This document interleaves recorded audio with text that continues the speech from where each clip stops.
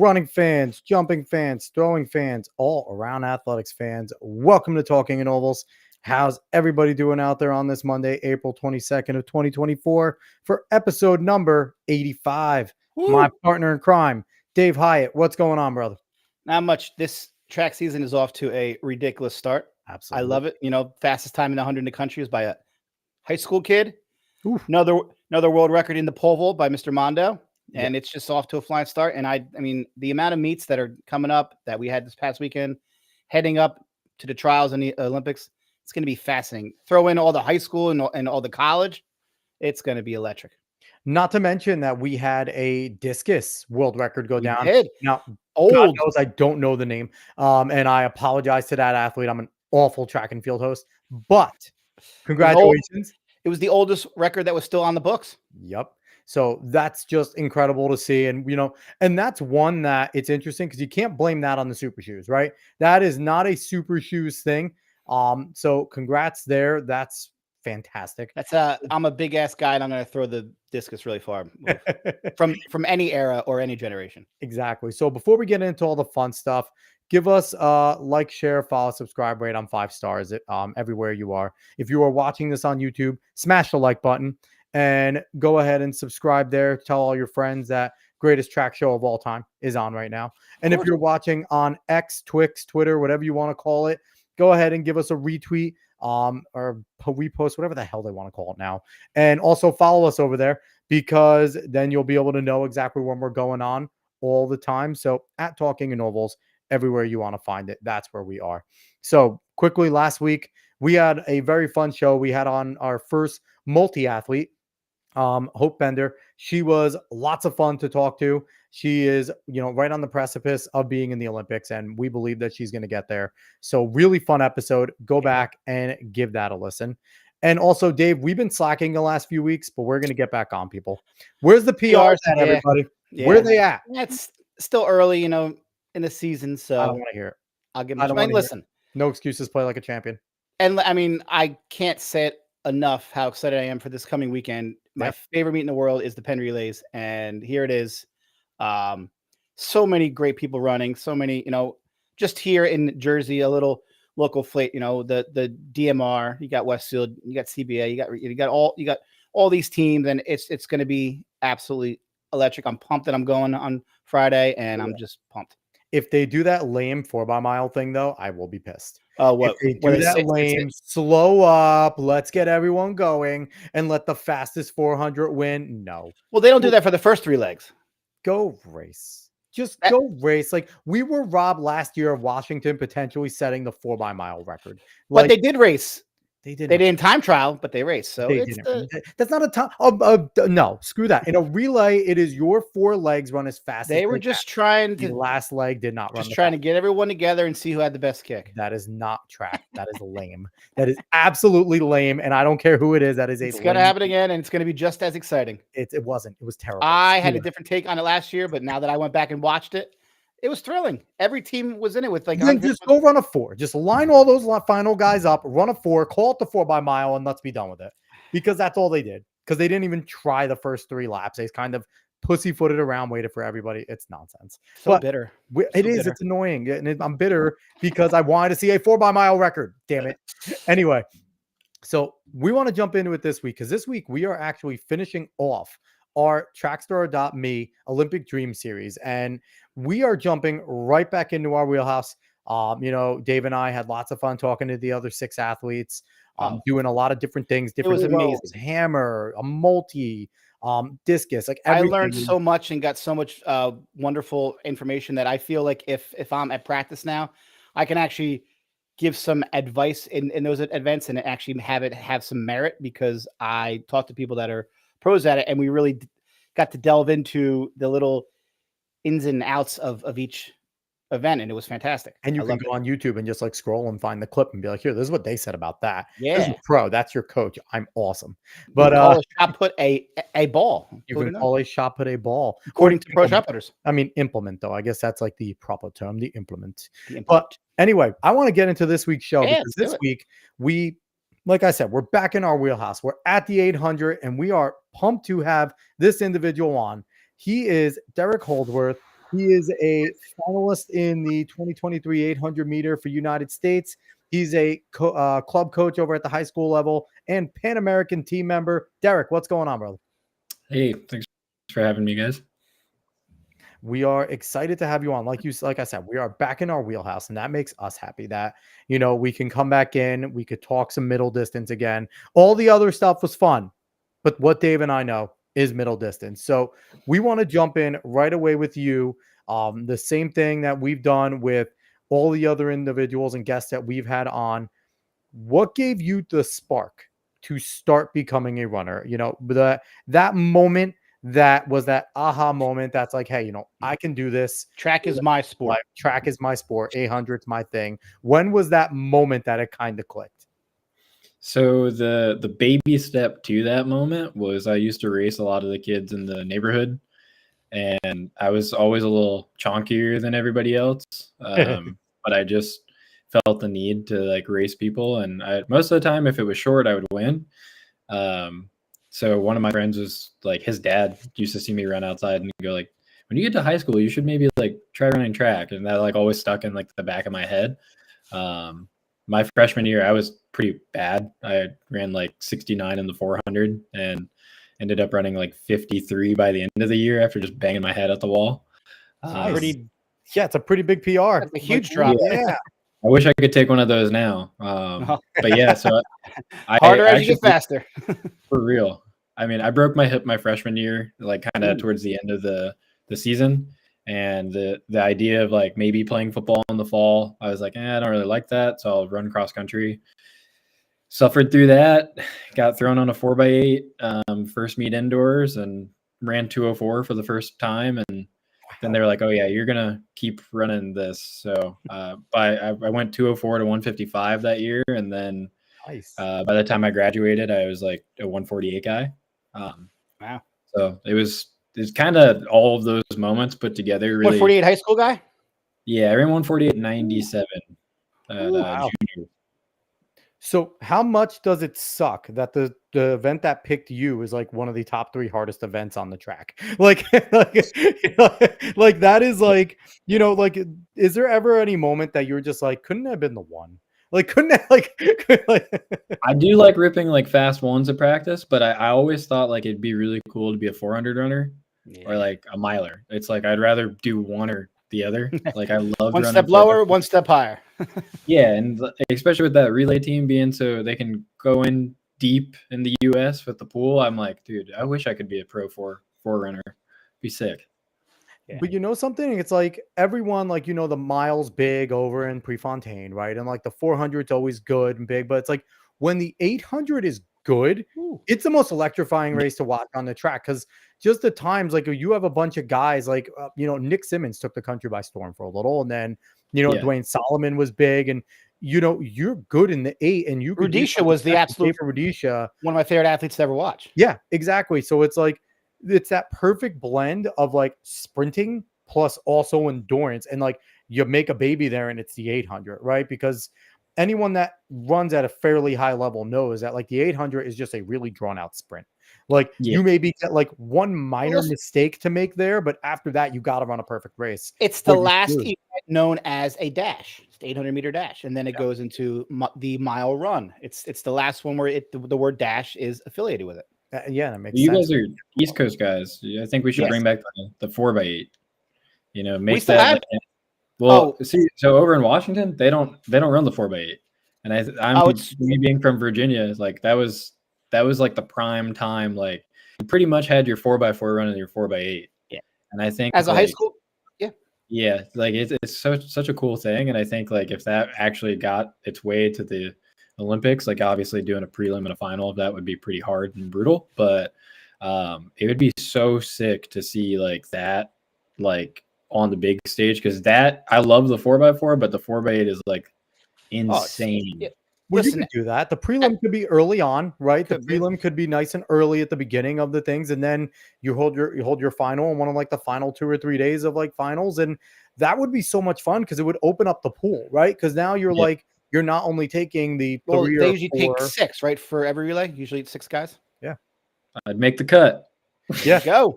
So, do you know what? We actually never thought of that, and that's a new Dave. We have something new to advocate for. Well, I mean, Let's get that listen, going. as there's nothing better as an East Coast guy, and your team qualifies to run at the Penn Relays in the 4x8. It's the coolest thing in the world. Saturday morning, it's just you guys on the track. Everyone there's just to watch that, trying to qualify for the Championship of America. 4x8 is that DMR are my two favorite memories that I've ever had running in my entire life. Because you run with 4 of your teammates, and it's like there's nothing better than sharing that moment with other people that you work with every day. It's awesome. I mean, it would be different pro level because they're not your actual teammates per se, but it's still cool. And that would be great because unlike the 4x1, you don't really have to worry about handoffs being perfect. Which is nice. And it's one of those things. Like I ran the 4x8 at Penn 3 times. Like it was such a sick thing. I mean, my team never really ran well there. It's crazy that like I'm sure the year that we ran 742, I think we ran 815. Like I'm pretty sure we just got smoked at Penn. It was kind of hilarious, but 742 was rolling. You never get to run into that type of crowd as like a high schooler. Like you have to be like at the top of the game to do that, and it's a moment that like people just don't always get. Robbie Andrews is the 4x8 king at Penn. He really is. I've seen every highlight clips, and especially when he was at UVA. UVA his freshman year when he outkicked the Oregon guy, Weeding. Andrew Weeding. So here's the thing. Question with that 4x8. You're amongst all the elite 800-meter runners, especially in the United States and also around the world. Where do you think we'd stack up as America? Because there's a lot of good countries that have really good middle distance. So like the depth, whereas other countries might have 1 or 2 guys. We have 10. I'm just curious. But I agree with that. But where do you think we'd stack up, Derek? Would we be automatically medal pretty much in the running as long as everything doesn't go wrong, or are there a few other countries that you know of that maybe would have something to say about that? I still think Kenya's B team could probably really put some hurt on us. I mean, I think just depends on if we get back to that like style of racing of actually running hard. Like I think Bryce is doing a good job of kind of making things hard again. And same with Isaiah. And then Clayton's always a factor there too. And no disrespect to anybody else if I didn't mention you, but like we kind of got stuck there running slow for a little bit. Like I just don't know. I think if we're all competitors, like that's the biggest thing that we bring to the table. Like a lot of people are very, very hyper competitive, which is pretty sweet. And I think that's something you can't, not all those teams would have that. I think we do well. It'd be a battle like Kenya, US. Yeah. I mean, Bryce Hoppel is the current world champion. Yeah. He's the indoor world champ. He's the current world champ. So, I mean, that's I remember them running it a few times, I think, at the World Relays a couple years ago. That was a cool meet, But, I mean, I think our women's side, we would do. I mean, that's an awful, like, the women's side would be fair. The craziest memory I have of USA's last year is, like, I think it was Allie Wilson who didn't make the final. And I remember going back and looking at her heat that she had. And I was like, who the hell made this thing? This is a death heat. Like, how do you pick 3 or 4 out of this thing? Like, and it's crazy because, like, those women are also good. Yeah. It's like, I mean, 2 flat is not what it used to be. No, certainly isn't. Listen, I say it all the time. You can get 4 girls who either went to college or high school in New Jersey and probably win the world champs. You could have Allie Wilson, Olivia Baker, Athing Mu, and there's no way in hell Sydney McLaughlin can't run a 156. She'll easily. That would do it.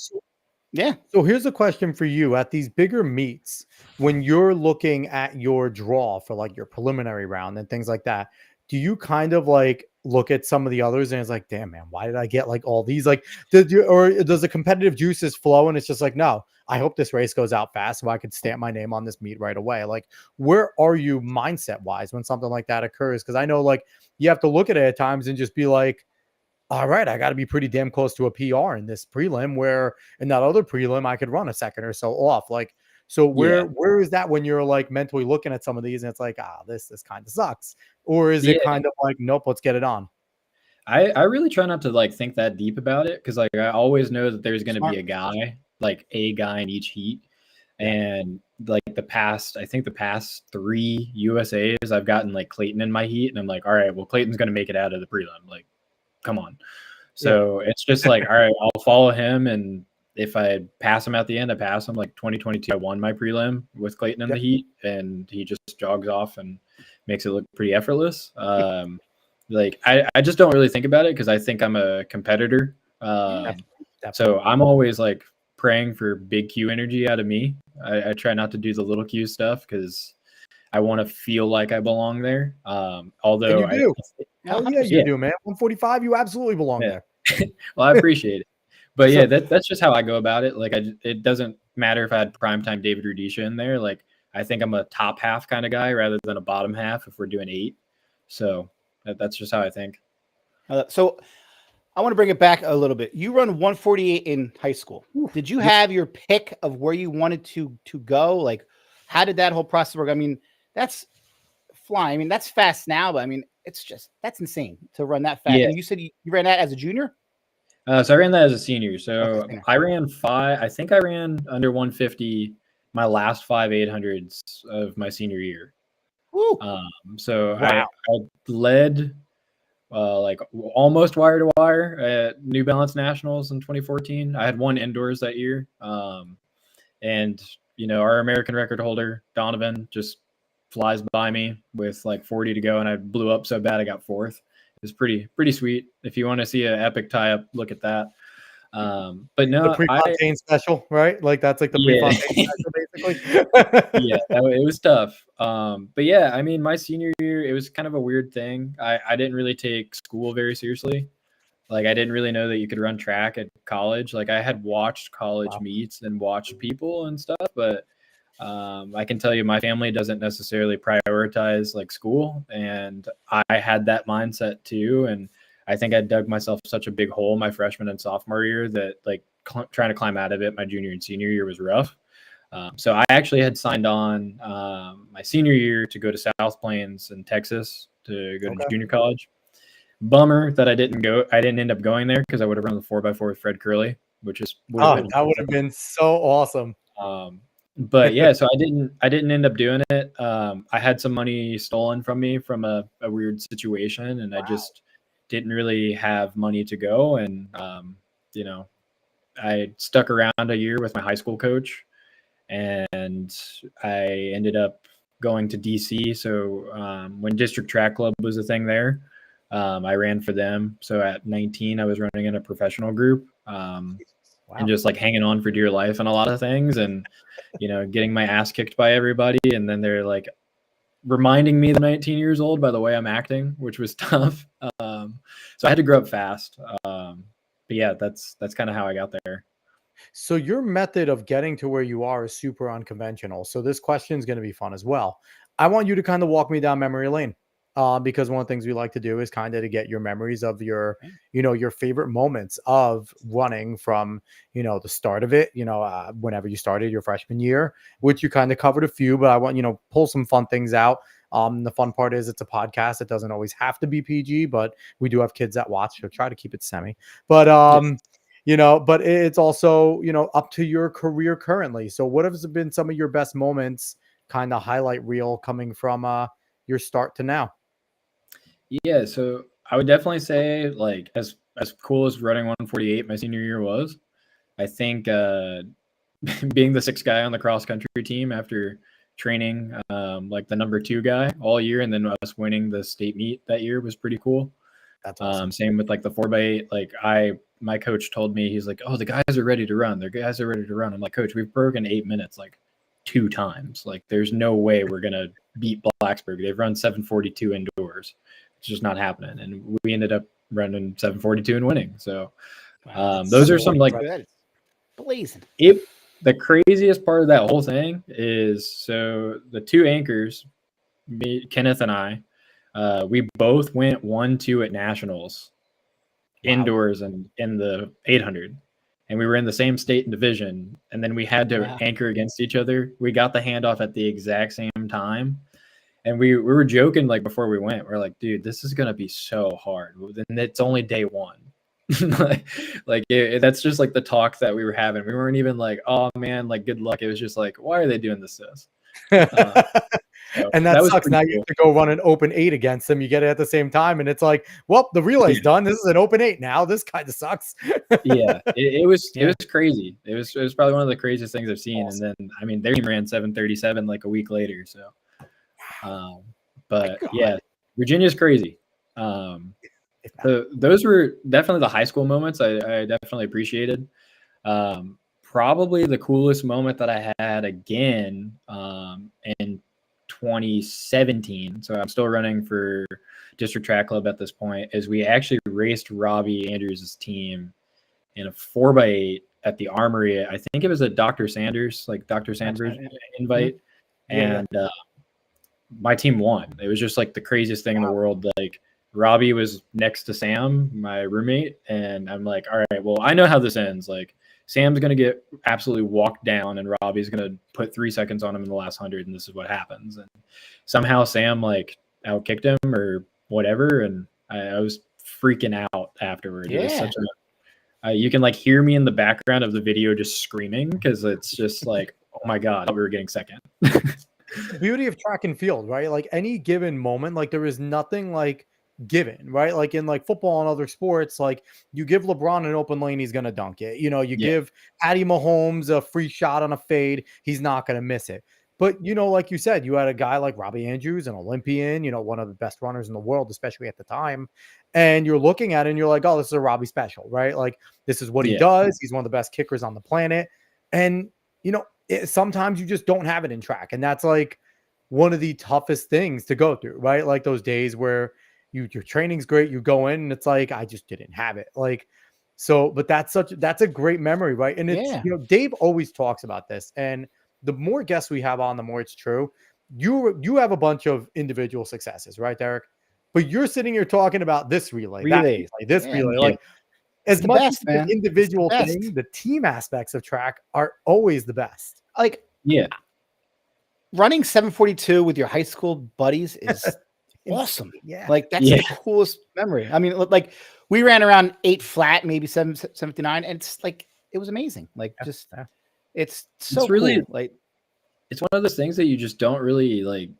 It's hard to understand. Like I felt like that at 18. I was like, I'm gonna remember like winning states and like I ran terrible, man. Like I was third at 2 miles and just blew up and was 32nd like by the finish. Like I ran the worst race possible, but like the way that my coaches talk about it, they're like, you're not going to remember that. Like I remember the pain because there's video evidence. But you're going to remember the team part.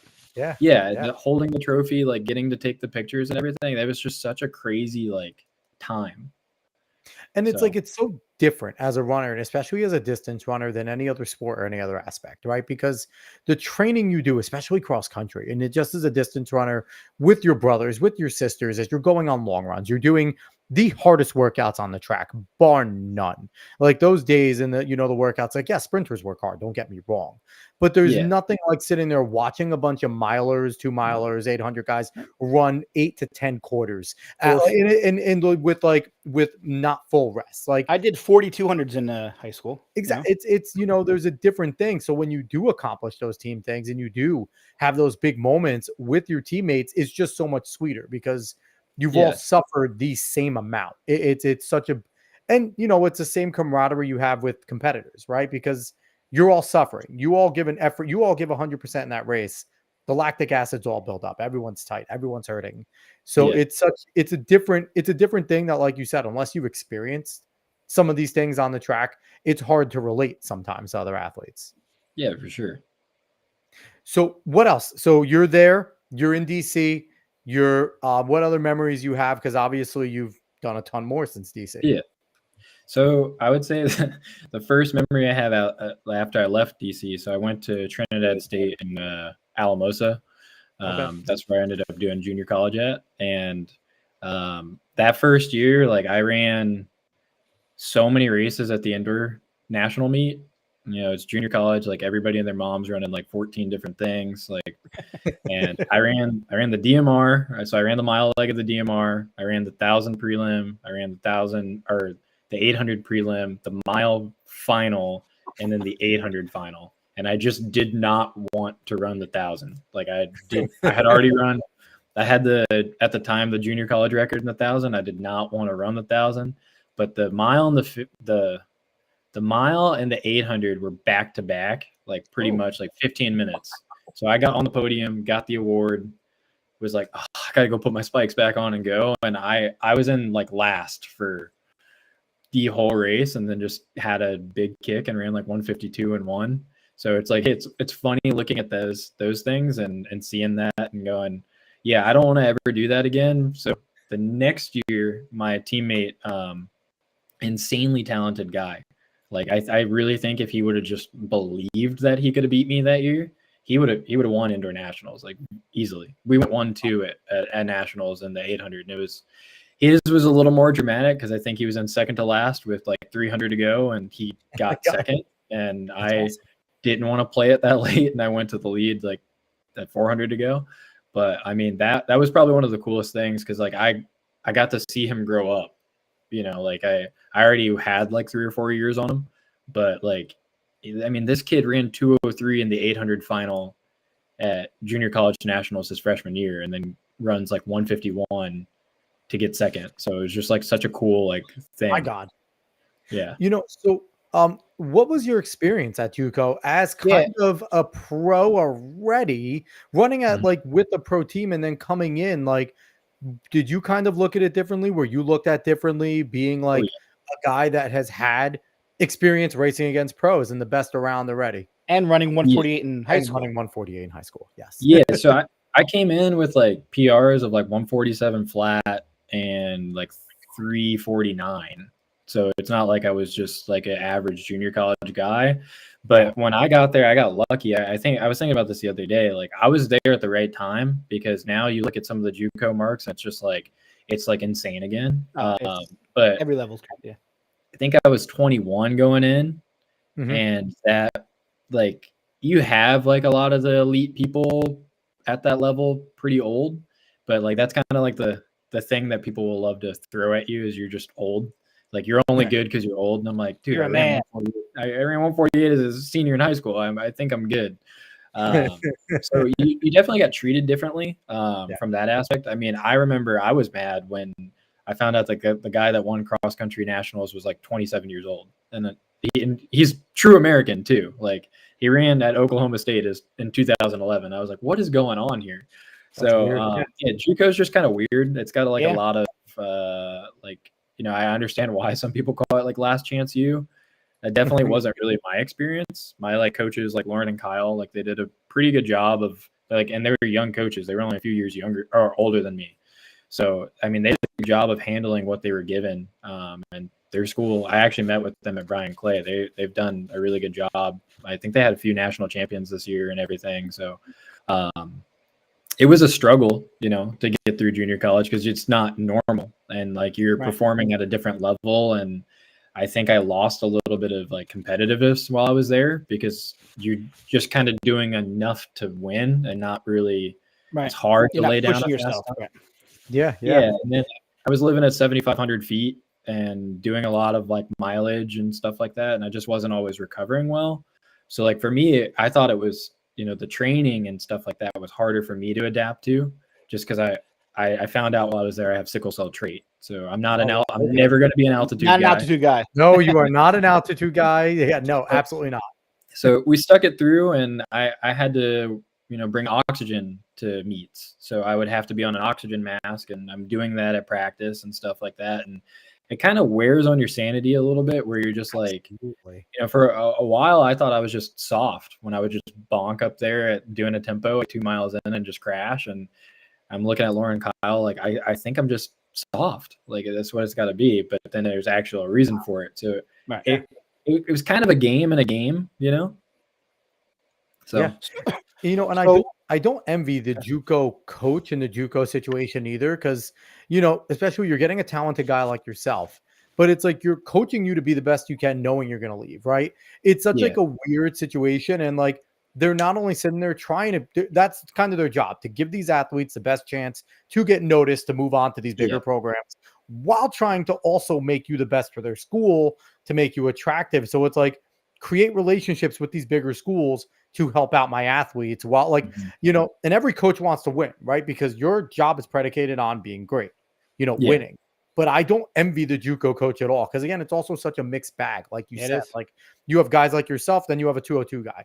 It's like, it's such like a bizarre situation, but they're some of the best coaches in the country. And I don't think they get credit because of what they balance and what they do and how they have to do it. So, it's cool that you're showing some love to like your JUCO experience. I like that. Yeah. So I have a question. So you go pro. What went into the choice to go back to JUCO and just not change teams and stay at that pro level? And also, do you feel going to JUCO maybe gave you more of an inner edge than maybe someone who went right to some, Stanford or some big school who maybe got more attention? Do you feel that gave you more drive? Like, hey, don't overlook me just because I'm here. Like So maybe those two questions. Yeah. So I mean, what kind of did it was back in DC, my coaches were Tom Brumlick and Matt Centrowitz.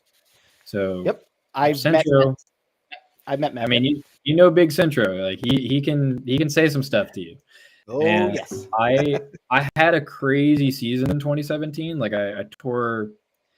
I still don't know because I didn't have insurance at the time, but I'm pretty sure I tore like a part of my psoas, so I couldn't like lift my leg. So I was just in the pool grinding out cross training for a long time, and ran some weird races where I ran like a baby PR in the 15 and didn't break 50 in a 400. And then my next 800 at Princeton, I actually ran like 147.6 and beat like Johnny Gregoric and some of those guys. And I was just like, what just happened? Like I thought I wasn't fit last week.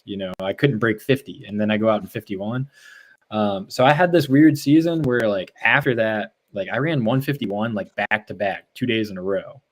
And then I ran a 148 like a couple weeks later, and Centro was actually at the track and he was like, son, how'd you feel? And I was like, well, I think I could have done a lot better. And he's like, you ran that in high school.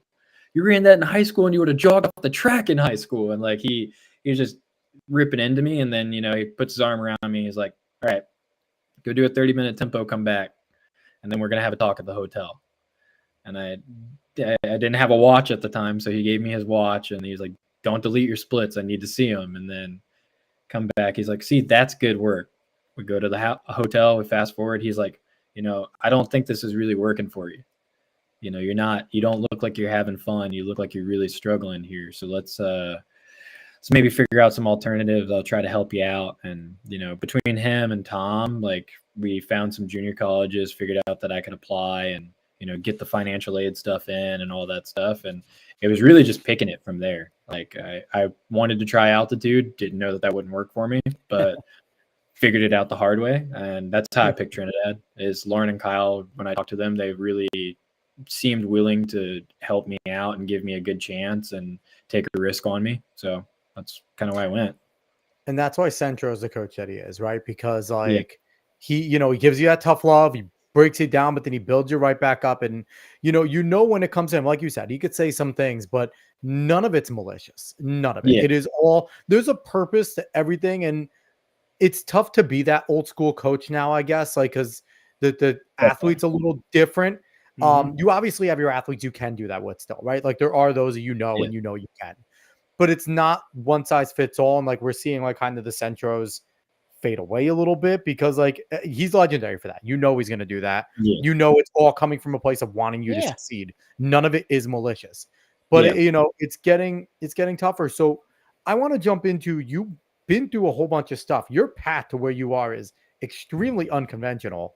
And I think it's fantastic, right? I think it's awesome. Because like one of the biggest things that we've seen in this whole series is resilience, drive, determination of all 7 of you in this Trackstar.me Olympic Dream Series. And it's been an inspiration because like someone like myself who kind of gave up on himself in college, like I was hurt a lot, gave up on myself, stopped giving a shit. Like, Dave, I think kind of had a similar path, like, and it was like, but to see, I mean, we also didn't run a 148 in high school. No, it's kind of hard to, but I do think that it's a harder knowing that you, like, I've done it. Like I've done it at the highest level against people my own age. Yeah, So and I that's think like, that's so. I give you credit for sticking, yeah. and now it's starting. Everything's starting to pay off, and we're going to see the best of you going forward. I think.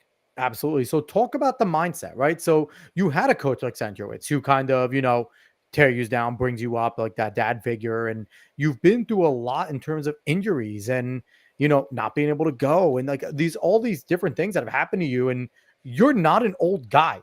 You're in your 20s. Like there's a lot that's gone on in your life so far. So talk about mentally. How has your career been and what have you done in order to keep yourself grinding? Because one of the things that people that watch the show know is you're not getting paid a lot. Well, like that's I'm not like track getting athletes paid. don't get paid. Like exactly. Right. So like you're not doing this for the money.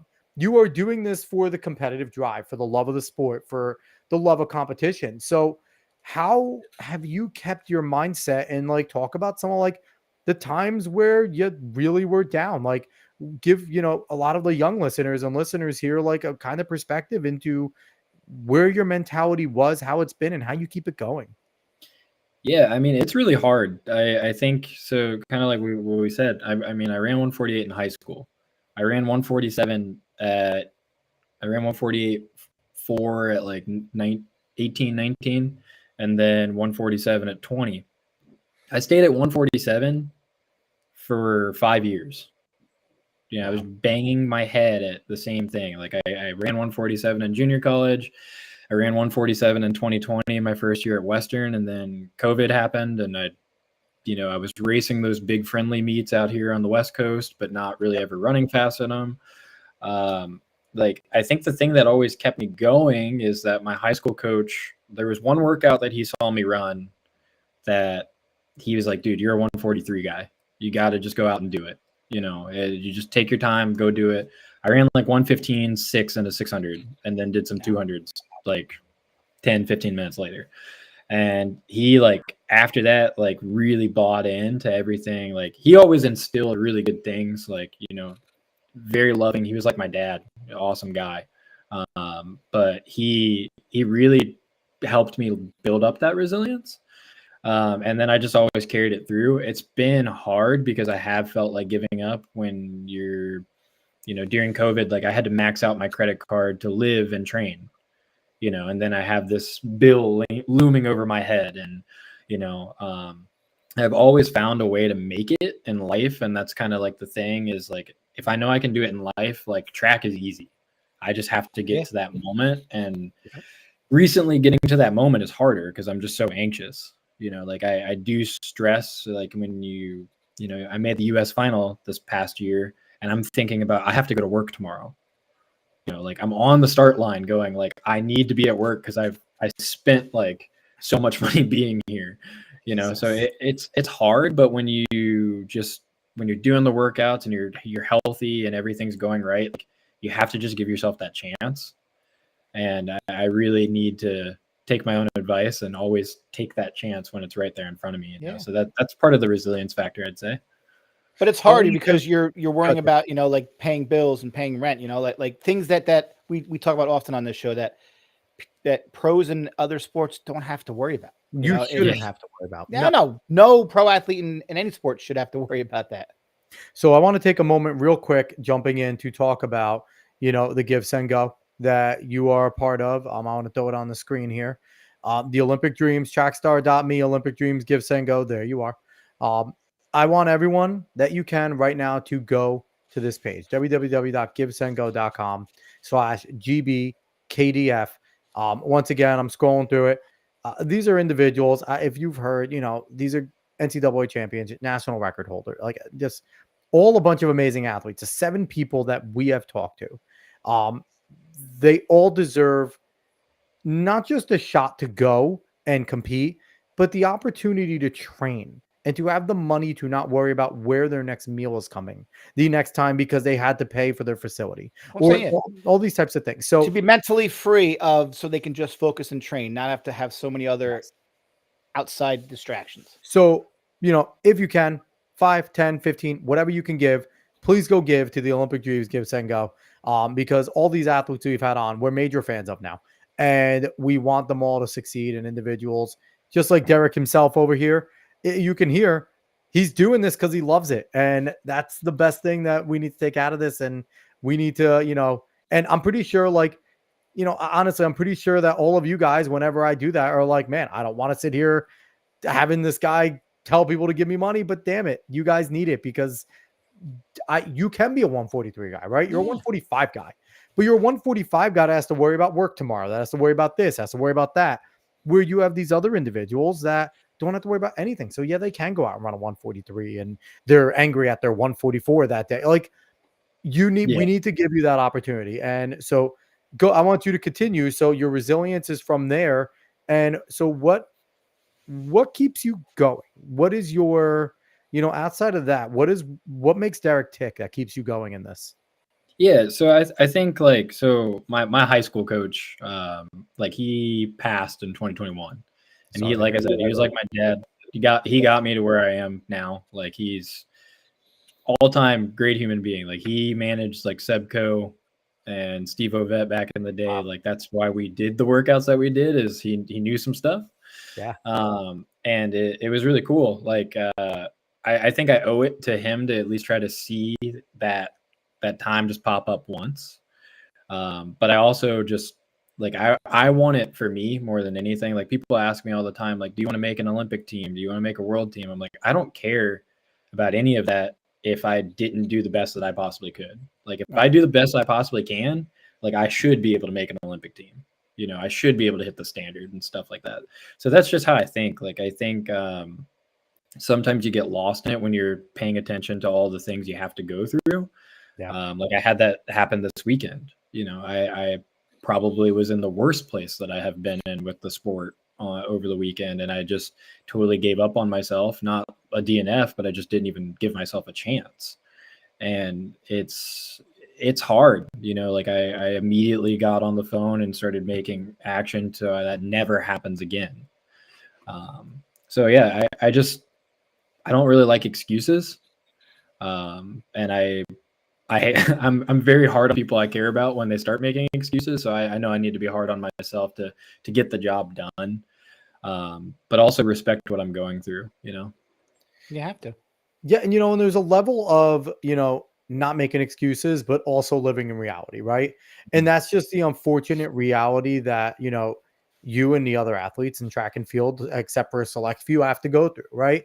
So it's like, but you're doing everything you can, you're working your ass off, and that resilience, and we've said it on the show before, and Dave has said it, you will never lose sleep when your career is over, because you are working your ass off. You are putting yourself through absolute hell for the opportunity to achieve greatness, right? And you've already achieved greatness. 148 guy. You held the JUCO national record. Like, you're one of the fastest human beings to ever walk the face of the earth with a 145. Like, that is nothing to scoff about. But it's like, you're never going to sit there if you never run faster than 145, but you've worked your ass off the next few years, and you can sit there and your kids, your grandkids, you could look at them and say, hey, I gave everything I had. This is what I sacrificed. This is what I went through. So, you can, even when you get down, you can always keep your head up, because you are doing what a lot of people won't do. Like, like a lot of people give up. Yeah. And stop and start a podcast instead.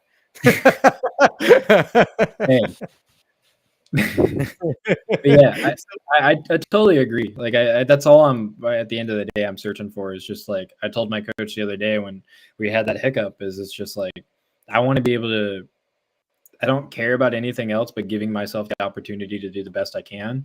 And right now I've been the roadblock. It's not the races, it's not anything. I've been the problem, and it's hard when you're the problem, because it's easy to just say, like, oh, I can just do this and this, and it's a long fingers. You got to look in the mirror, right? Exactly. So I said, I just want to be able to do the best I can and walk away, and then know that was it. It's like, I think once I've done that, I could walk away. So where do you train? How do you afford training? How do you, afford rent? How do you do all this? What are you working on the side? So kind of give people a glimpse into your life right now as a pro athlete, and what you're grinding and what you're actually doing. And, talking to people about finances sucks, but I think that people need to hear exactly what you're doing in order to try and achieve this. Yeah, so it's a little dicey right now. So I live in Seattle, live by myself, train up here with my college coach, which is pretty awesome. Yeah, so Seattle's super expensive. I worked at like Super Jock and Jill, which is a running store up here. It's pretty famous. It was actually inspired by Pre because the owner knew Pre and he would stay at her place with the kids and everything. And it was pretty sick, like background story there. Yeah, that's pretty dope. But yeah, I just wasn't doing so hot at managing that because I had done run specialty for 8 years and grad school, which I'm also doing. So I'm in a grad program at Texas A&M, and I'm doing it all online, and it's just tough. So what I did, it's not the best financial advice I would ever give anybody, but I took out a loan for school, and then just because of where I qualify for financial aid, like I get the max amount for financial aid, and that's helped me with bills and everything. So I could kind of back down to part-time or just not work. So I've upped my coaching, but I'm not working at the store as much. So I mean, it's tough when you see those numbers come in on like your tax and you're like, oh, I thought I made this, and you didn't make anything. So it's a little tough. But you're making memories. You're making lifelong memories. Yeah, like I would never change. Like the struggle sucks, like it does, because it can wear on you, especially when you're not racing. But I think it's like one of those cool things. Like when I went to Pan Am's, like walking into a stadium of 40,000 plus people, and like you have little kids just yelling USA at you and getting all excited that you're just amazing. There. Like I've never in my life experienced something like that. And being broke is worth it for stuff like that. Yeah, definitely. I would trade that to have that moment in the heart. That's fantastic.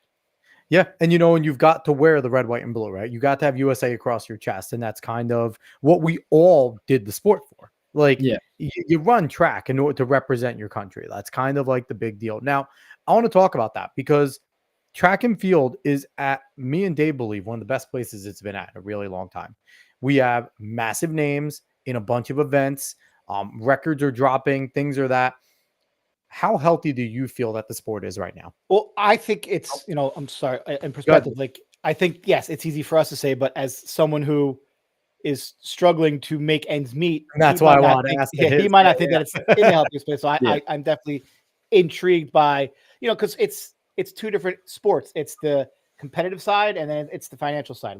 So competitively, I think USA track field is doing amazing, maybe the best that we ever have, but we still haven't bridged that gap to help you guys who aren't the top get any sort of financial advantage to this boom that we are having. So I think it's definitely in two different sides. If you look at the sport, there's the financial aspect, and then there's the competitive aspect. Competitively, we are just rolling, I think.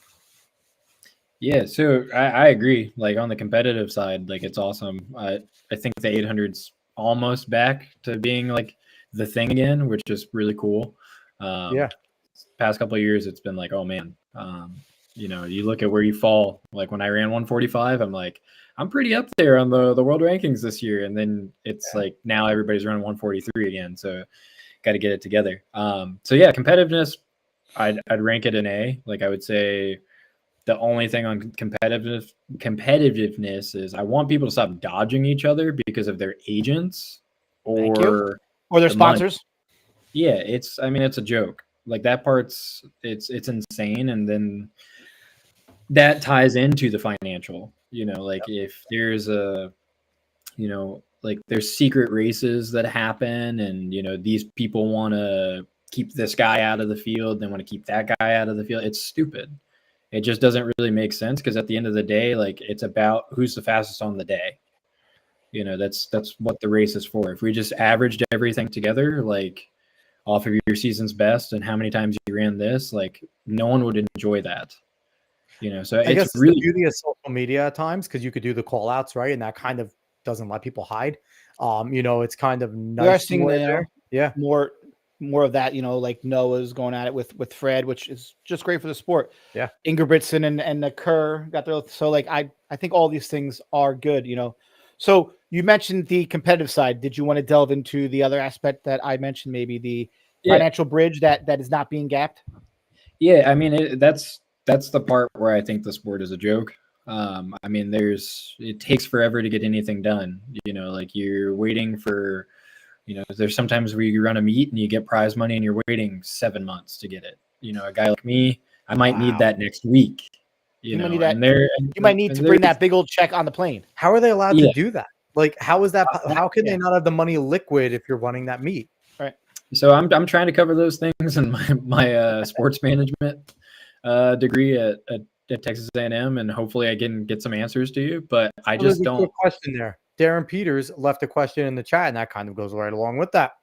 What are your goals in management, and why are you completing a master's degree in sports management from Texas A&M? So delve right in. Thank you, Darren. Thanks, Darren. Yeah, thanks for the question. I would say that the reason why I picked that is, again, my high school coach was an agent. I always thought that was really cool. And I just don't think the state of the sport right now, like, we're doing the best we possibly can with everybody's agents. Like, I do think there are great agents out there, but I just don't. I think there's a little too much control. And, like, I'm always the type of person, if I don't like something, I'm going to go try to fix it. I love it. And I think I can handle handle what comes with being an agent, and being in the experience, having the experience that I've had definitely is going to make it a lot better. But also with the sports management degree at A&M, like, I could go into coaching at the college level. If I just say, being an agent, it's not going to work out. Have you talked to Matt Ludwig at all? Because Matt Ludwig, I think you guys are kind of on like the same brainwaves in terms of like trying to bring change to the sport and things like that. And he's a big person about going to the yearly meeting for USATF to kind of voice yourself. Is that something that you've considered doing? And maybe, having your voice heard? Because I feel like you and Matt will kind of get along, because I think you're both trying to accomplish the same thing. So you're both a part of this Trackstar.me Olympic Dream series and the fundraiser. So I feel like you guys should definitely get in touch and maybe start to try and find more like-minded individuals like yourselves, because you want to do something on your own. He wants to do something on his own, but like the numbers. And I feel like, you have Sha'Carri, who's a huge name, who obviously sees something's wrong, right? She's someone who doesn't need to speak out, but she was very vocal during Worlds about, things need to change. Things need to be different. And she even mentioned the U word. She kind of thinking about a union. So it's like, I feel like when we have individuals like yourself, like Matt, like Sha'Carri, like, we need to start banding you guys together. And, you guys do this together at USATFs. First year, they're going to ignore you. Second year, they're going to sit there and be like, they're annoying. Third year, they're going to be like, okay, let them sit at the table. Let's hear what they have to say, because these are our pros, and more and more will join. I just think we need to get you guys banding together. I was thinking about this today, and tell me if I'm wrong. I feel like you guys are so used to running for yourselves as individuals, that maybe you guys lose, that you're so used to, competing against each other, that maybe you guys lose focus of, if we did maybe all come together, we could make more change, because you're just so used to just doing it for yourself. And it's about you, I mean, I could be wrong with that. That's just kind of from the outside in. I kind of see that times, like, there's people all say that they want the same thing, but they don't get together and try to, because power comes in numbers. Yeah, I think a part of it is, like, I mean, that's pretty perceptive, like everything you just said. I think there is a little bit of that, but I also think that there's amount of energy that people are willing to waste on it. Like, are you really willing to die on a hill that, USATF can just say, I don't care. Right. This is how it is. Like, that's how they act already. And if you have some of the biggest stars in the sport begging for change, or saying, why is Max Siegel making more money than every single athlete out there? Like, it just doesn't help. And then you do get those people that are in the right positions. Like, I don't know who, like, you have athletes that end up working at USATF and stuff like that, and they're saying, we want change. And then they go out and applaud Max Siegel and say that he's doing great things for the sport. Like, that salary is not a great thing for the sport.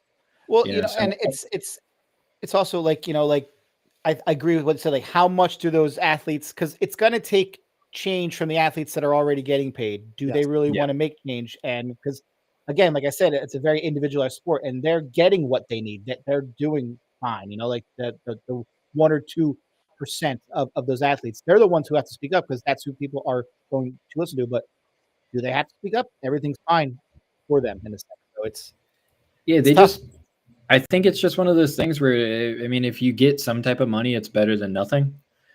You know, like I think USATF could do a thing where like, okay, you make it into the top 16 at USA's, we'll give you a $500 travel credit, Right. you know, to just cover the cost of getting to Eugene. You know, I'm lucky I can just drive down, but Yeah. like that would go a long way for somebody that's flying out of New York. You know, Right, there's but like, little why is it in Eugene every year? yeah. And also, 'Cause- like, but I think, like, you know, because we found out, I didn't know, we found out from Eric Sawinski on the show that there's like tiers to the meets, right? Like, that's why the Diamond League's a diamond, the gold, the silver, and all this. Continental. There should be a credit given to athletes that qualify for these meets. Like, if you qualify, you should automatically get paid for being there. You're a pro, right? There Yeah. should be an incentive to, like, obviously, there's the incentive to get to the Diamond League. The money's better, the winning's better, but there should be okay, you know, like you said, at least enough to cover a hotel and travel to get to this meet, right? Like, they And should they at do. minimum do that and then give you a little more for being a pro and being there. Like, and I feel Yeah. like that would make your lives so much easier if you at least knew, like, oh shit, I got into this gold meet. I'm going. I know that I'm getting more for this gold meet. Or if I could do 3 silver meets this month, I'm cool for that week. And then maybe I got that gold I'm eyeing. Like, I feel like that would be like, and like you said, it's something that obviously could be done. The USATF is making enough money to pay their board to pay Max what they pay them. So it's Yeah. like there could be enough, you know, and you know, I'm not a big like, you know, distribute money to do it, but there's merit here, right? You guys are Yeah. getting it off merit. You're working your asses off. So that, you know, I feel like that should be a system that is implemented. Yeah, it's one of those things. Like I didn't realize this. Like one of the only 800s I ran indoors this year. Like because where I placed at USA's, I got the travel, like my travel and hotel and everything covered, and then they give you per diem, which is great. And then there was prize money in the race, so great. Like there's all those things, but they don't do a good job of like allowing the athletes that should be in those races to be in those races. You know, like I don't know, like with the Diamond League, there's like you have to be inside the certain ranking to get into that meet. Well, if you're not an NCAA athlete, like NCAAs is sometimes the best meets on the planet. Yep. You know, like it's one of the fastest meets ever that season. And those kids that like, you know, like when Will Sumner ran 144, you look at what NCAAs like translates that to on the IA or the World Athletics like score table. It's a joke. Like you could go run 146 in a Diamond League and you technically ran faster than Will did. It doesn't make sense.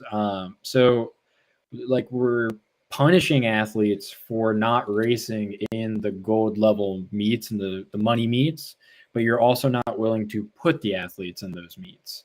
So you want to put your guys in, and that's fine, but like you need to have more of these events because eventually, like you can't do them all.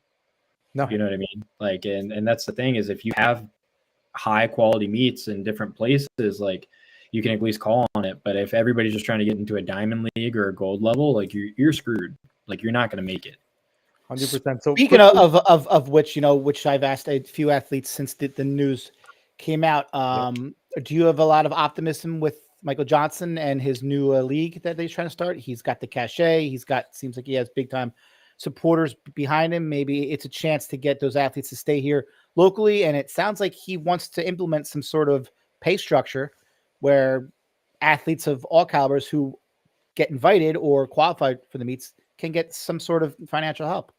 Yeah, I think that would be a really a sick thing. I think he has the right idea. I think just executing is the hard part, and I think that's where it starts to fall apart for a lot of people is just the execution. You know, it ends up being said one way and then it gets done another. But it's hard because you got to remember all the hands that are in it too. You know, with the athletes, if you have an agent, like they're gonna get 15%. You know, so then it's like, well, if you're only offering $500 like cash for me to come to this meet, and that's going to help me, and my agent has to get 100 or 15% of it, you know, that it makes it. Sometimes it's like, oh, I could just run a meet here and just do that and just hope for the best. Right. You know, so it's tough. There's so many variables, but I think he's smart enough to figure it out. And he's a track guy. It's not like some guy from other expertise coming in. Like he knows, like he's Michael Johnson. I mean, it might have been different when he ran back 90s, but Yeah. he's evolved with it. He's worked for BBC. He's seen the evolution of the sport. So I feel like he's in tune with, and I feel like he talks to athletes. And the big thing is the athletes respect him because of who he is and what he's done. I think the big key for any success for any of these leagues is going to be contracts. I think if they can offer a contract, and yes, you don't have to run in the full league season because that's hard, right? You're not going to run every week and hammer down. You run 6 meets, but yeah, this is we are an 8 meet a year league. You give us 6 to 4 to something like that. Like every athlete will have their own individual contract, right? But you have to run an X amount of meets to qualify for our championship. So make it a reason, right? So it's like, if they can offer contracts where, okay, Derek, you're a 145 guy. This is what we value at. We're going to give you, come to 6 meets. We'll give you 15 to 20 grand. Show up to these 6 meets, compete, guaranteed money as long as you get here. We'll pay you per meet, right? Blah, blah, blah. Plus prize, plus extra money for placing, and boom, you run these 6 meets, you get top whatever in our rankings, you qualify for the championship. Like, I feel like, would that be something if they came to you with that and they're like, hey, let's do this? Would you run that in a heartbeat? I would definitely do that. I mean, that's like what I'm asking for from like a sponsor. Right. Is like, I'm looking for like 10 grand, and that's just to be able to like put towards bill money. Like I'll still work. Like, I think athletes should still be working. At least like volunteering. We don't think you guys can work at all. Volunteer work. Volunteer work. Volunteer, go to for the community. For the community. Do something. Like, you can't just sit in your room and think about competing all day. You just can't. Right. Because when you're not working out, you need something to take your mind off. Otherwise, you're going to go mentally crazy.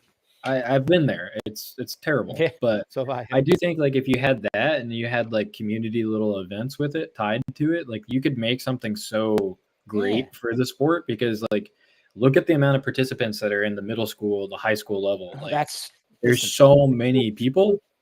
Have you gone back to your local area where you grew up and try to go to any of those mom and pop shops and just try and get a few thousand out of each of them and be like, hey, I'll put my name on you'll go on the back of my t-shirts at meets. Like, I'll make sure to get pictures. I'll throw you on Instagram, because, Eric Sawinski was talking about that. And he said that there's kind of an issue where, you can't wear all your sponsors all the time. But he said if he could and go to these meets and wear them, he'd have like Joe's Auto Shop, like on the back. He's like, I can go home and I can get these sponsors. And he's like, I can get $10,000, $15,000 worth of sponsors from my hometown. But is that something that like you would consider trying to go and ask them? And have you asked them before, being like, hey, I can't guarantee I can get your name out there, but I'm an Olympic hopeful. Like, come one of my high school coaches, he was like back in the day, like a 218 guy, and he had a little sponsorship from one of the local places, and he tried to pull some strings and make it happen. And it's just tough because like like in Williamsburg, it's not super feasible.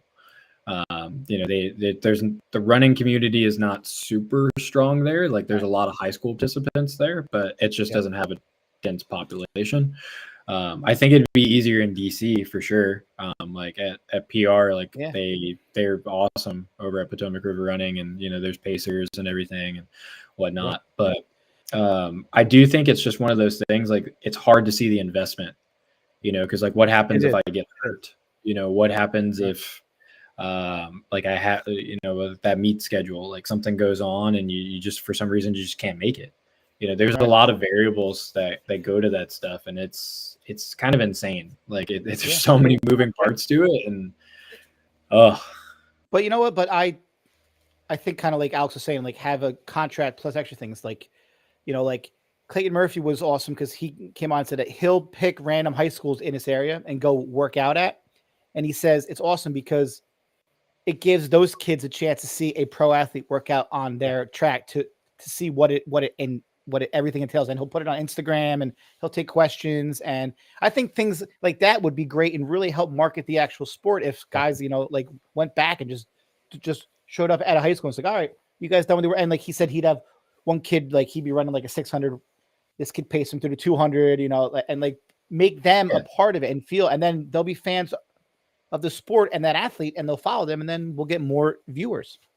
Yeah, they could do that. Like I think with that league, the Michael Johnson thing, Mhm. like I think if you incorporated that, like, hey, we're gonna get you guys out there 4 days early, and you can do Mhm. your pre-beat and run and all this stuff wherever you want, but we just need you at this high school for or this community center, and we're just gonna meet with some people, and we're just put you in groups and let you Yeah. talk, and we can do things by event. We could do just anything like that where you just make it fun, and then two, I think just getting like the community 5K people in there and like the community Mhm. 10K people, like those people, like they're the ones that are paying $300 for Vaporflies to go run a 5K and 10K. They clearly Yeah. care about running to a degree, Yeah. and if you can get them invested too, like it could be a game changer. But I Yes, think I like think we that need to event do that. could do And it. local running clubs. I think the local running clubs, like you're an athlete in your area now, like I feel like the local running clubs should be helping their pros in their area because they do a great job getting sponsors for their meets, right? Like these local 5Ks and things like that, they do an awesome job grabbing sponsors. Yeah. And I feel like they could be a big factor if we like kind of tapped into those. Yeah. So, I mean, it's great. So, Darren So if came you in. had, I'm Go ahead. sorry, Go ahead. if you had your choice, right, and you could pick like how this league went, would you rather have it all individual, or would you rather have like team concepts, like a Northeast team, like because people love to watch team sports, whether it's Yeah. people have their teams and they root for them. I feel in a sense that if you had like Northeast team, Southeast team, Midwest, like that it would be cool and that people could gravitate to that area. And maybe if athletes who grew up in that area, pardon me, or went to college in that area were part of that team, it would really help attract fans. Yeah. Do you remember when they did something like that with the teams? Crackdown Like, USA. yeah, like when And Nick they, I Simmons was think, like a coach and stuff like that. They had a few different like former greats. They had a few meets. I think one was on like NBC or something. They did something. It was like decent at yeah, I first. think Yeah. if you could make that a really solid product to give to people, like having that kind of, there. I mean, there's always the debate of like, oh, Texas is the best like high school state, and like Florida is the best high school state, and California, like you can do it. You have the resources to make that happen with how many pros are on the circuit. Just Absolutely. pay them a little bit more. Like you don't need to go pick all of the superstar studs that don't need any more money. Everybody does need money because everybody's underpaid, but it's Of like course. give everybody a chance. Mhm. And you could do stuff like towards the end of the season, have your little championship and put a 4x8 together, 4x4, Absolutely. 4x8, DMRs, baby. Yeah. all So those things. really full circle. So I want to come back. Darren dropped us another comment here. He's at me and you, Dave. Chris Farley, owner of Pacers Running in Washington, D.C. He has a podcast and sponsors track meets and athletes. His wife is the great Julie Cully, who we had on this show as well. We definitely need to have Julie back. Maybe we'll have Chris on now that we're live. But we should definitely do a podcast together. But Chris, if you're watching, Julie, if you're watching or listening, consider Derek because Derek is amazing. And he can use, maybe if you can't give the full 10K, a little bit worth it, or by even donating to the Give Send Go there. That would be fantastic. Or, just have Derek on your show as well. Get him some more exposure. We would love to see that. So thank you again, Darren. I want to jump to one more Darren had for us earlier. I don't want to, I want to show him some love. So this is to you, Derek. 2021 Stumptown Twilight Breakthrough. And when are you going back? Why are you going back? Yeah, so that one was crazy. I have no idea what happened. So if you look at Portland Track Festival, which was like a week before, maybe 4 days before, I DNF'd. I DNF'd at 500 because I was in last place and I was being a head case. I got screamed at by, you guys probably know him, Russell Dinkins.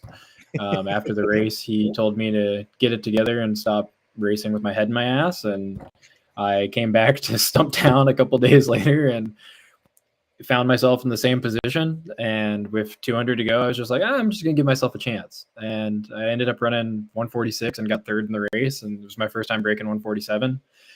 And the crazier thing is that year, like my complaint was I hadn't done the things to run fast.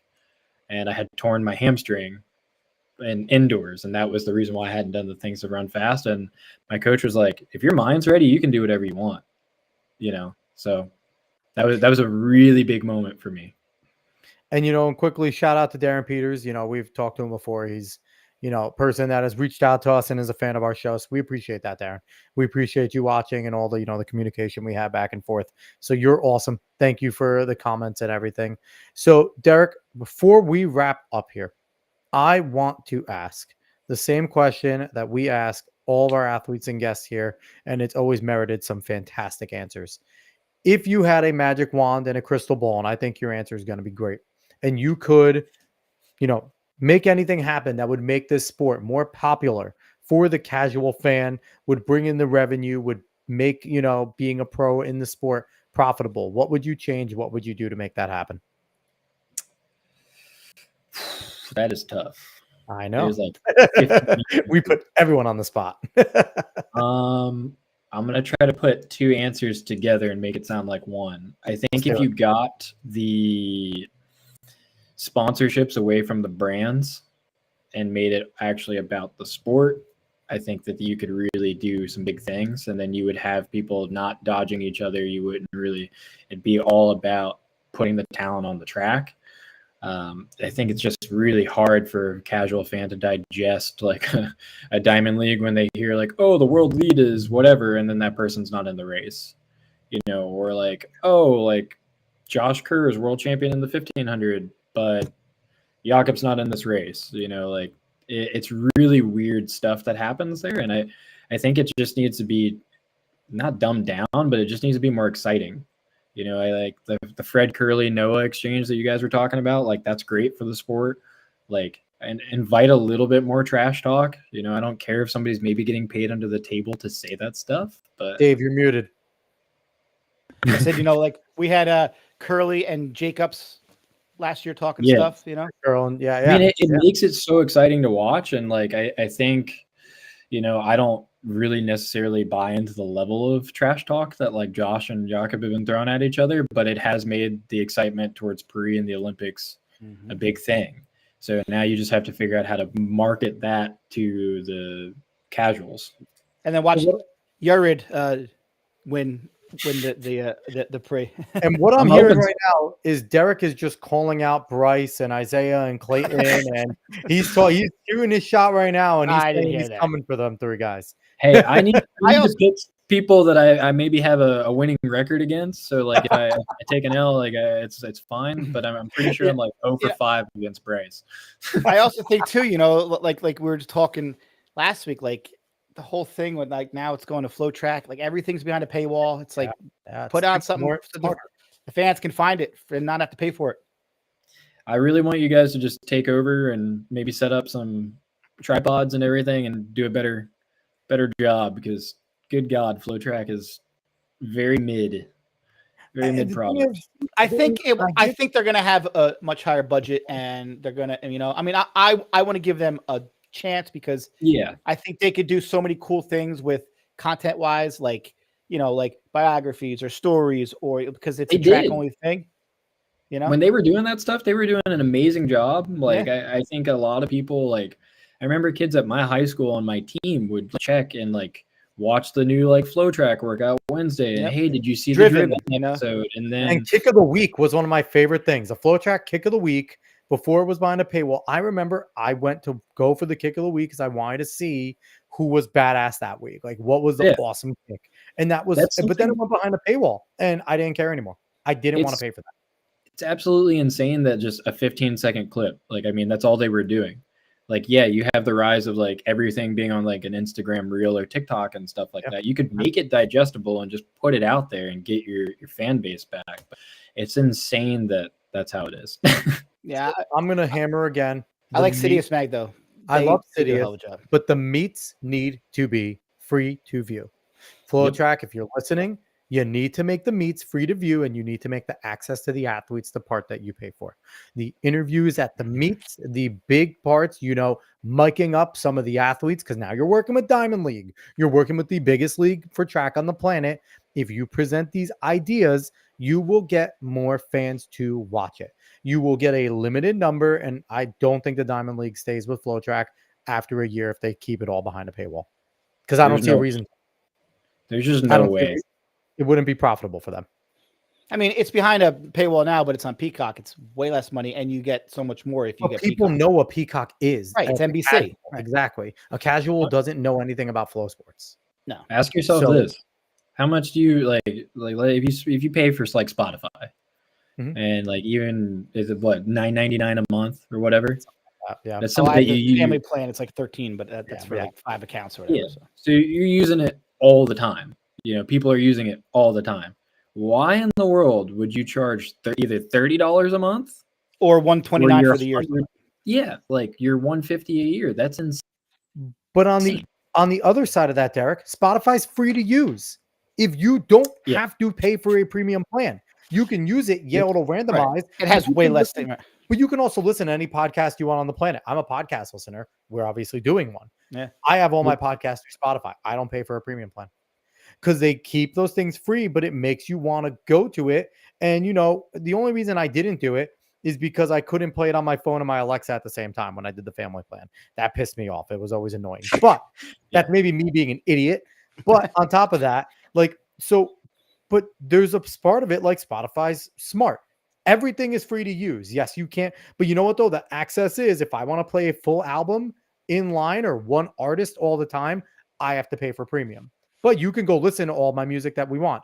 Everything in Spotify is available to you. It's randomized, but it is all there. And that's kind of the beauty of it. So I mean, if they just made it like how like when you click on an article that like if like New York Times, if you're not subscribed or whatever, and it says, oh, you have like 5 free articles left or like 4 or whatever. What they could do, probably the best idea. Pay per meet. Yeah, what you could do is like they're gonna have a way to where you could log in and look at the window. And if you just wanted to watch Heat 12 of the 800 to watch Lil Jimmy Run or whatever it is, like you could do that, and then you just can't watch anything after that. You know, like, hey, we're only going to give you three views for races per meet. Like, if they want to do that, like people would probably lighten up on the hate that they're getting. Or you could say, listen, like pay per meet. You want to watch this meet, buy this meet, and I don't think meets are popular enough to do that. That's not yet. Not yet. That's why Diamond League meets are though. If you said like $5 per Diamond League meet, people would have a much easier time than saying I'm going to spend possibly. I think that says true. If it was like $5 or something, they would definitely and they would get more. But I digress. Listen, Derek, I have confidence that they're going to figure it out. You might be the only one. No, Track has done a lot for the sport, so I'm gonna. I give credit to Flow. I'm gonna give them the benefit of the doubt, and you know what? I give them credit for going for it because it can't be an easy endeavor to say. Going from NBC there, like they're gonna have to do something that's at least, hopefully, equal. I mean, I'm just curious to see who they have. Who are there? Like, who are they gonna have to announce it? Like, they're gonna. I think they're gonna spend money and pay money to, and your subscription's now going to be $50. Well, that's that's the thing. Like that's going to be the issue, But, yeah. So we'll see what they do. But Derek, we appreciate you coming on, man. Thank you so much. Yeah, thanks for having me. That was awesome. So and best of luck. We're going to be watching, and I hope that your season unfolds exactly how you want it to. And let's go, man. Let's get it. Big year, Olympic year, and why not you, man? Why not Derek Holdsworth? So once again, he is Derek Holdsworth. You can go over there. We'll throw it on there. You'll find him on Instagram at Dirk H 800 meter 800M. Dirk H 800M. If I could butcher that any better, I would. But Dirk H 800M. That's his Instagram. He's a future 142 guy this year, qualifying for the Olympic team, and an easy route. That's my prediction right there. So, but I don't know about easy, but easy route. He's going to do it easy. He's going to be like, yeah, David, move over. Radisha, I'm coming. But once again, this is the wrap up of the Trackstar.me Olympic Dream Series. What a pleasure it has been, man. Such a blast. If everyone go to Trackstar.me, let me go and do this now because I haven't. And I'm kind of a jerk. Sorry, Kirk. We are going to go there because I want to show people what Trackstar.me looks like. Track and field, you're here for that reason, right? So that is something that if you are a runner, if you're high school, college, even pro level, this is the spot that you want to be. This is a social media, basically YouTube social media It's like a set Facebook up almost, yeah. like a Yeah. Facebook. Coaches, athletes, anyone, you can go in and put up your highlights, make a profile, put up your PRs, and start really. You want to be, an influencer. Let's go. Influence right here on Alex, you're really breaking up. trackstar.me. Become the best runner you can be. Kirk Barrett, duels that he did in order to do this series. He's awesome. So I'm going to put the gifts and go up there again one more time. So the Olympic Dreams Gifts and Go from trackstar.me, www.givesandgo.com/GBKDF. So once again, everyone, we appreciate you all for watching. Everyone out there that watched on YouTube and on X. If you're on YouTube, smash the like button, go subscribe. If you're on X, give us a follow and repost this and let everyone know that we are here.